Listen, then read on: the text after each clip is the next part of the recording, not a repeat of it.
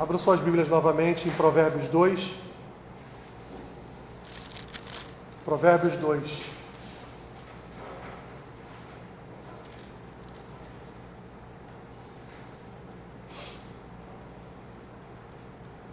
A excelência da sabedoria.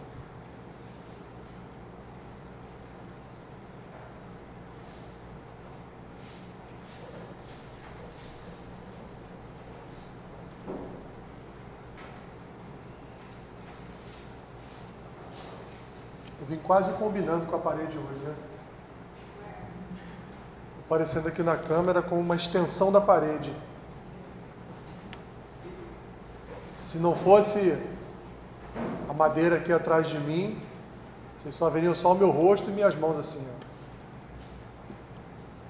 Capítulo 2 de Provérbios diz assim: Filho meu, se aceitares as minhas palavras e esconderes contigo os meus mandamentos, para fazeres atento à sabedoria o teu ouvido, e para inclinares o coração ao entendimento, e se clamares por inteligência e por entendimento, alçares a voz, se buscares a sabedoria como a prata e como a tesouros escondidos a procurares, então entenderás o temor do Senhor e acharás o conhecimento de Deus.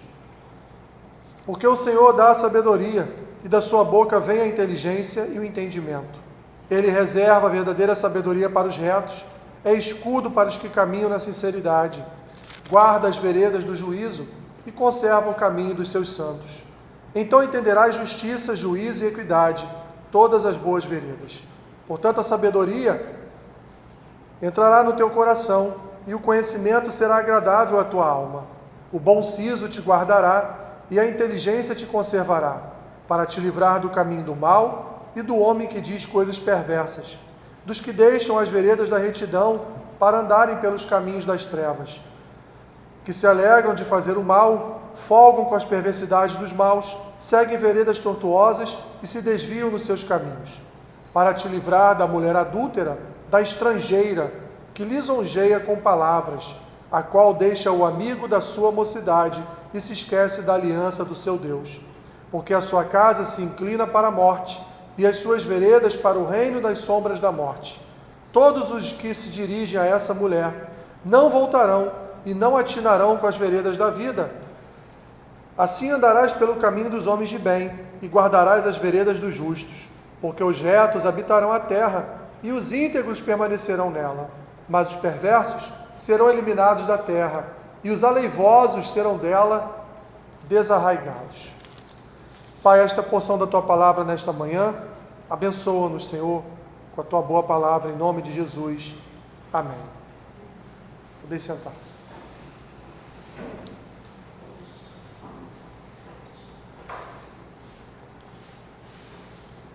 Rapidamente, minhas irmãs, até por conta do tempo, eu já havia dito para vocês, já no capítulo 1, que Salomão escreve grande parte, quase todo o livro de Provérbios é escrito por Salomão.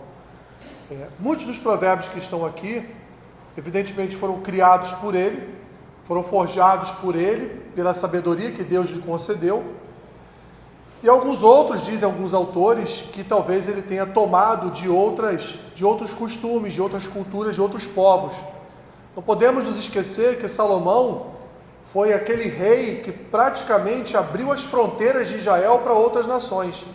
Tanto é que ele veio a se relacionar com várias e várias mulheres, né? Se deu em casamento, teve concubinas, com mulheres de outras nações. Tal foi a migração dessas pessoas para dentro das fronteiras de Israel. Então agora, ao escrever ao seu filho, Salomão vai dar a orientação a ele de buscar o que em primeiro lugar? O que manifesta em nós o temor do Senhor? É buscar a sua sabedoria, buscar a sua presença, buscar um relacionamento com Ele, é buscar andar em obediência, andar segundo a sua palavra. Isso é uma manifestação do nosso temor diante de Deus. Quando nós nos relacionamos com o Senhor, que é aquilo que o Senhor mais quer que nós façamos, nos relacionarmos com Ele, por causa do seu pacto, da sua aliança que Ele fez com cada um de nós, e em geral com o seu povo, com a sua igreja, nós estamos manifestando a sua graça e também o temor que temos do Senhor, que não é medo, é respeito, é amor pelo Senhor, é consideração pelo Senhor e obediência à sua palavra. Então Salomão, quando foi perguntado ao Senhor, o que você quer que eu te dê? Lembra desse texto? Salomão então responde o quê? Não, eu quero que o Senhor me dê sabedoria. Porque Salomão já era, antes de ser sábio milagrosamente, ele já era esperto, já era sábio. Então ele sabia que tendo sabedoria vinda do alto, ninguém iria segurá-lo, né? Ninguém. Então ele pede a Deus sabedoria, que com a sabedoria divina, aliada à sabedoria humana que ele já possuía, porque era um homem estudioso. Salomão não era um rei que sentava na cadeirinha lá de balança e ficava olhando da varanda do seu palácio o reino. Não. Salomão era um homem, podemos dizer nos dias de hoje, seria um cientista. Salomão era um homem que mexia com ervas, mexia com plantas para fazer remédios para a medicina da sua época. Salomão era um homem que entendia de geopolítica, era um homem que se relacionava bem com os líderes, os governantes de outras nações, tanto é que recebia líderes de outras nações no palácio para dar conselhos, para dar instruções a respeito de alguma pergunta ou de algum questionamento que eles possuíam. Salomão julgava a causa de pessoas, né? Quem não lembra aqui da grande causa que ele julgou entre as duas mulheres, né? Que diziam que aquela criança era o seu filho, e ele então mande que se parta a criança em dois e dê as metades para cada uma delas. E a verdadeira mãe nunca aceitaria isso, né? Então ela diz, não, pode entregar meu filho para ela, não quero que o senhor... Então ele descobre ali quem era a verdadeira mãe. E tantas outras coisas, minhas irmãs e meu irmão, que Salomão fez, como por exemplo a construção do templo. Dizem alguns, há muitos anos atrás, que o custo da construção desse templo seria praticamente um PIB americano, que há muitos anos atrás era algo em torno de $1 trilhão, que a gente nem consegue imaginar, né? A gente nem consegue... Será que $1 trilhão caberia aqui dentro desse lugar, dentro dessa igreja? Creio que não, né? A gente olha e pensa, é incontável um número desse. Mas Salomão foi um homem que, de forma pomposa, construiu um templo para que a Shekinah de Deus descesse, para que a glória de Deus se manifestasse e para que os homens pudessem continuar sacrificando diante do Senhor num lugar adequado, não fora de um lugar adequado, não ainda no tabernáculo antigo, mas no novo tabernáculo para o Senhor. Então, minhas irmãs, dentro de todas essas considerações feitas aqui, Salomão agora, já no final da sua vida, ele está escrevendo aqui Provérbios, assim como ele escreveu Eclesiastes, para abençoar a vida do seu filho, para abençoar a vida do seu herdeiro.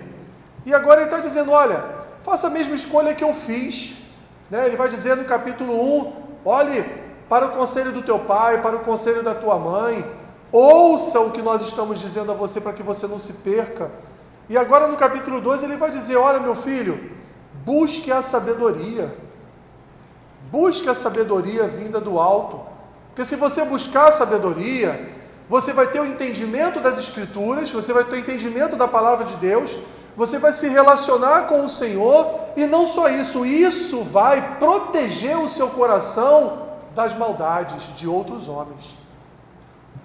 Isso vai proteger a sua vida de você andar com homens perversos. Salomão já havia dito no capítulo 1, para que ele não andasse com os escarnecedores, para que ele, ao receber convites para fazer o mal, ele não aceitasse esses convites.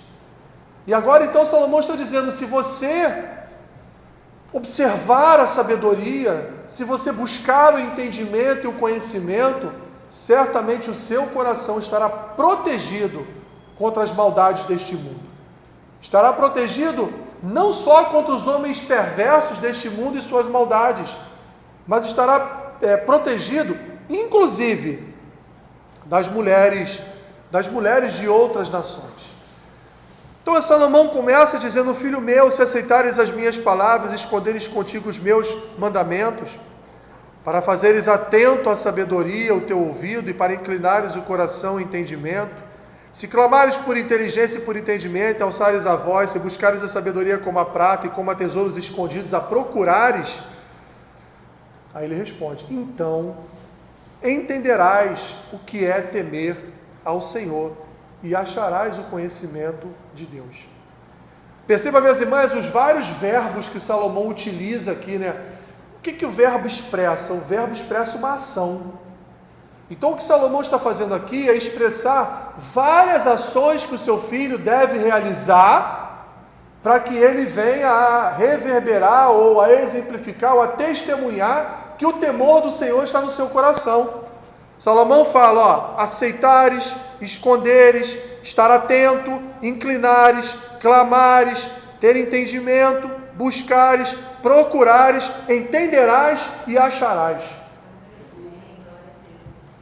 Você colocar todos esses verbos aí numa sequência, parece que há uma sequência lógica do que Salomão está dizendo para ele.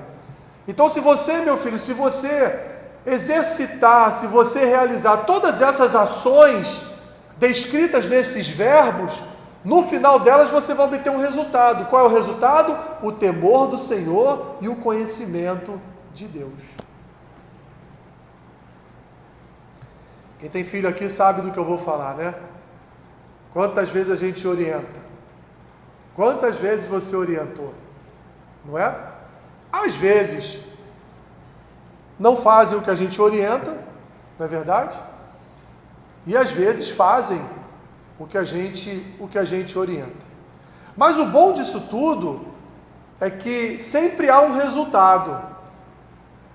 E via de regra, quando eles fazem aquilo que não foi nossa orientação, o resultado nunca é bom, né? Aí a gente fica com aquela vontade de dizer: eu não te falei? Eu não te avisei? Eu não te disse que não era para você fazer isso? Não é? Mas, minhas irmãs,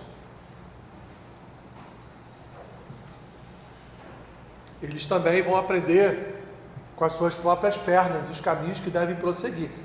As Escrituras nos ensinam que nós devemos fazer o quê? Ensina o teu filho o caminho que ele deve andar, né? E as Escrituras dizem que, como resposta, jamais eles se desviarão desse caminho. Então, ainda que num percurso haja um desvio, mas no futuro, aquela semente que foi lançada no passado, por conta de todas as buscas erradas que eles fizeram, todos os resultados ruins que eles encontraram pela frente, vão fazer com que eles olhem para trás e digam: meu pai estava certo, minha mãe estava certa. Por que eu não segui esse caminho? Por que eu não fiz isso? E aí é um retorno àquela condição de ordem e de palavra dita anteriormente. E aí Salomão vai dizer, minhas irmãs e meu irmão, para o seu filho: olha, o Senhor, meu filho, Ele dá sabedoria. E aí eu estou lembrando aqui de uma palavra que está lá em Tiago, em que, logo no iniciozinho da epístola de Tiago, né, Tiago 1,5, ele diz assim: se porém algum de vós necessita de sabedoria, peça a Deus, que a todos dá, olha que palavra linda, minhas irmãs, liberalmente. Não há requisito para você obter sabedoria diante de Deus. O único requisito é: peça. É o único. Peça a Deus sabedoria, que a todos dá liberalmente, e nada lhes impropera, e ser-lhe-á concedida. Peça, porém, com fé, em nada duvidando, pois o que duvida é semelhante à onda do mar, impelida e agitada pelo vento. Não suponha esse homem que alcançará do Senhor coisa alguma. O homem de ânimo dobre, inconstante em todos os seus caminhos. Então, próprio Tiago, olha quantos anos na frente, olha quantos anos depois, Tiago vai escrever uma epístola dizendo para a igreja: olha, você quer sabedoria? Peça a Deus, que dá liberalmente. Ele não vai te pedir nada em troca para que você obtenha dele sabedoria, a não ser, evidentemente, que você peça. Então, minhas irmãs, não existe, por exemplo, pessoa burra. Eu sou tão burro, eu sou tão burra. Eu lembro que eu estudei sim com... eu falo que são animaizinhos de orelha. Eu estudei com alguns animaizinhos de orelha, que assim, eram burrinhos demais mesmo, muito. Mas de contrapartida, eles eram esforçadíssimos. Mesmo com toda a dificuldade de entender, estudavam até entender. Porque Deus não criou o homem burro. Já pensaram nisso? Deus criou Adão burro? Deus criou Eva burro? Nós somos os seus descendentes. Deus não criou ninguém burro. Evidente que um ou outro pode ter uma certa dificuldade de entendimento. Mas isso também são por N questões. Pela educação que teve, pela cultura em que habitou, uma série de situações pode levar a pessoa realmente a ter dificuldades. Mas aquela pessoa que se esforça, e aí voltando para o lado do cristão, o cristão que se acha incapaz, que se acha burro, ele é aquele que Tiago vai chamar de homem com coração dobre. Ele vai chamar essa pessoa de inconstante. Porque olha aqui, minhas irmãs, o que Salomão diz: porque o Senhor dá a sabedoria e da sua boca vem a inteligência e o entendimento. Senhor, eu não entendo nada. Eu leio as escrituras e não entendo. Eu leio um texto aqui, leio outro ali, eu não consigo entender. Mas a tua palavra diz que se eu pedir ao Senhor sabedoria, o Senhor me dá. A tua palavra diz que da tua boca sai o entendimento. A tua palavra diz, Senhor, que se eu me curvar, me dobrar e rogar a Ti que me dê sabedoria e me dê entendimento, eu creio que o Espírito Santo iluminará o meu coração e eu terei entendimento da Tua lei. Mas a pessoa que fica, não consigo entender, eu sou tão burro, tão burra, realmente não vai entender nunca. Porque não vai fazer como aqueles que eu acabei de dizer aqui, né, os animaizinhos de orelha, que se esforçavam, que se esforçavam, deixava às vezes de jogar um futebol com a gente num domingo pela manhã, porque ninguém era crente, a gente não ia para a igreja, para estar em casa estudando, para fazer uma prova na segunda-feira. E aqueles talvez que fossem, entre aspas, mais inteligentes, ou tivessem entendimento melhor das coisas, não precisavam estudar tanto assim. Mas tudo, minhas irmãs, tudo vem a partir da nossa vontade, do nosso esforço, da nossa busca. Então Salomão está dizendo para o filho dele: meu filho, busca a sabedoria, busca o entendimento, que da boca de Deus vai sair inteligência para o seu coração. E ele diz: ele reserva a verdadeira sabedoria para os retos, é escudo para os que caminham na sinceridade, guarda as veredas do juízo e conserva o caminho dos santos. Então aqueles, minhas irmãs, aqueles que são retos, aqueles que buscam o Senhor, aqueles que pedem ao Senhor sabedoria, aqueles que pedem entendimento, eles receberão do Senhor essa resposta. Porque é promessa da palavra. É promessa, não é profetada, é promessa das Escrituras. Está aqui, diante dos nossos olhos. Então entenderás aqui as boas veredas, que é a justiça, juízo e equidade. Salomão continua a discorrer, minhas irmãs, dizendo: a sabedoria vai entrar no seu coração. E algo aqui interessante: o conhecimento será agradável à sua alma. Você já leu alguma coisa que você não entendia antes? E aí você lê várias vezes, até que no momento você, caramba, entendi. Não agrada o teu coração? Quando você lê alguma coisa que entende, você fala: caramba, que bom, entendi. Posso até ensinar para outros, né? Posso até ensinar, dizer, falar, traduzir para outros, né? E aí Salomão vai falando aqui de várias questões a respeito dessa alma agradada do conhecimento, agradada da sabedoria, agradada da inteligência. E ele vai dizer: meu filho, porque tudo isso, além de te dar entendimento e conhecimento a respeito de Deus, vai te livrar também das mãos do homem perverso.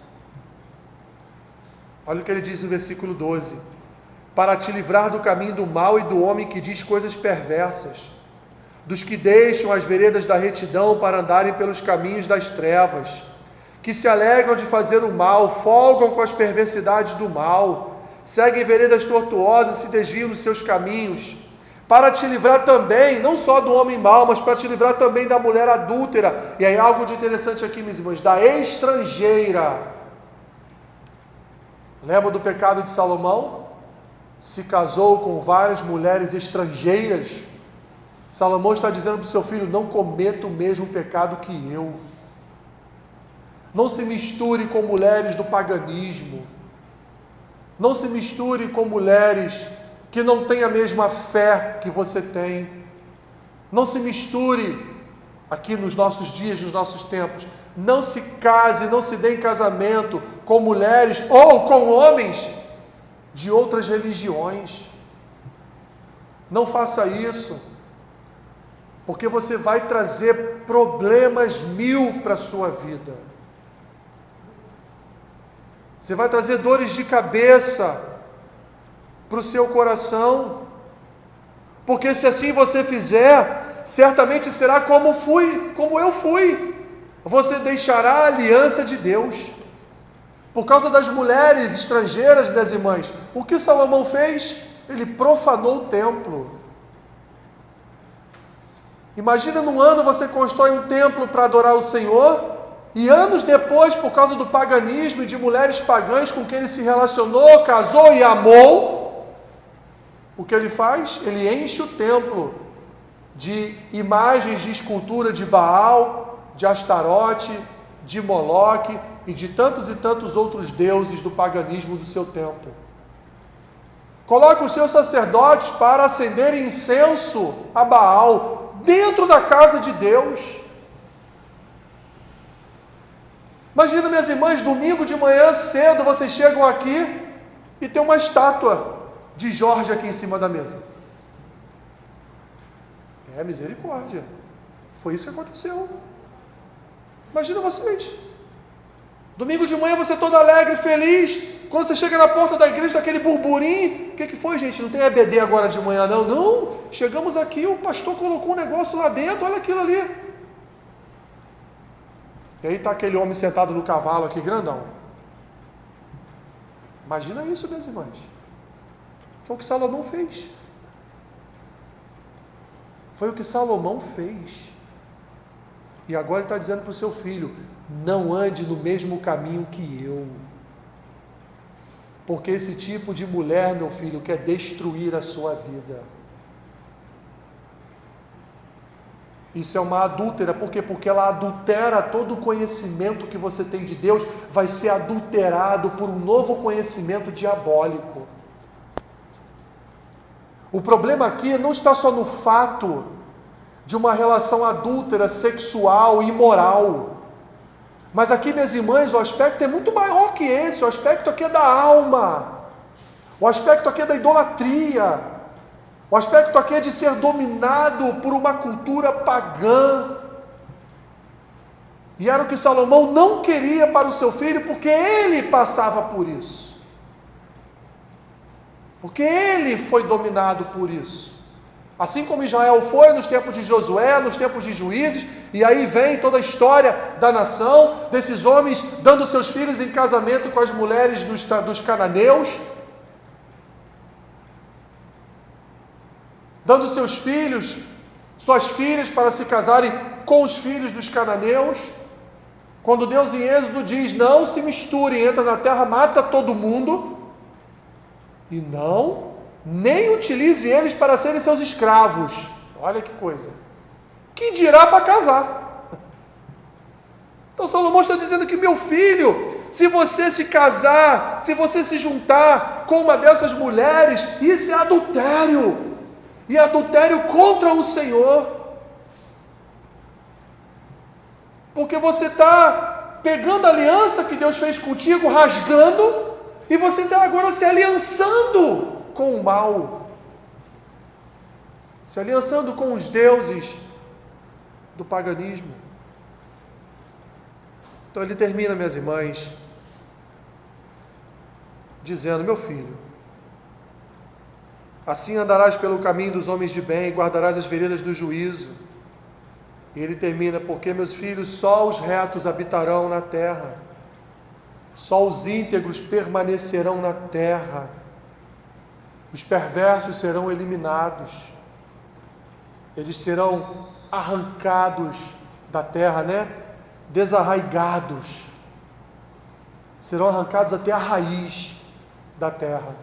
Mas aqueles que permanecerem fiéis ao Senhor, retos diante de Deus, esses permanecerão na terra quando o nosso Senhor Jesus voltar. Porque não se esqueçam que a Nova Jerusalém descerá e nela habitaremos para todo sempre. Obrigado, Senhor, por Tua palavra, que conduz os nossos corações, que abençoa a nossa alma, que nos exorta a estarmos na Tua presença. Abençoa-nos, Senhor, com a Tua palavra, que essa semente frutifique em nosso coração, que o Senhor nos ajude, Pai, a recorrer a Ti todos os dias, pedindo sabedoria, entendimento, inteligência. Capacita-nos, Senhor, para conhecer a Tua palavra, mas não só conhecer, não só ficarmos na teoria, mas também, Senhor, aplicarmos ela em nossas vidas no cotidiano. É o que nós Te pedimos, Senhor.